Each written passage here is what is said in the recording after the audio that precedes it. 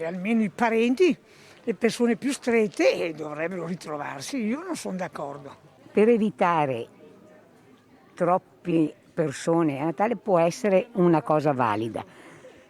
Bisognerà stringere i denti, ma se deve finire questa cosa in qualche maniera che finisca. No, perché ho mia nipote che è sola a Borso e noi allora siamo soli qua e lei è sola e non è giusto però questo, almeno a Natale da essere in compagnia.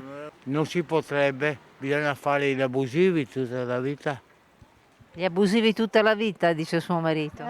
Sì, sì, Per perché una volta vorrei che mia all'anno si può fare nipote gli abusivi. rimanesse con me il giorno di Natale e sarebbe anche giusto in famiglia. Il Natale che cos'è? Famiglia. Io lo trovo sbagliatissimo, perché non ha senso secondo me.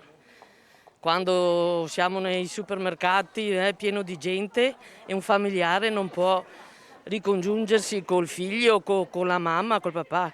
Assurdo. Mi dispiace perché dovevo andare a mangiare da mia figlia, ma se queste sono le regole bisogna rispettarle.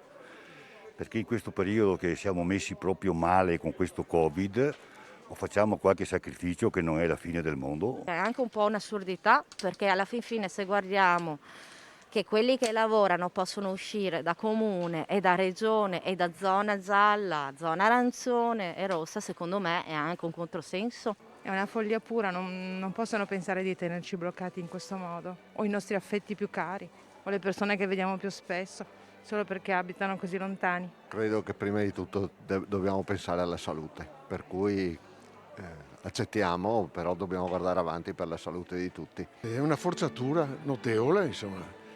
Rispetto alle nostre tradizioni, ai nostri usi, è impensabile, però se si deve fare un sacrificio è giusto farlo, insomma, anche per gli altri.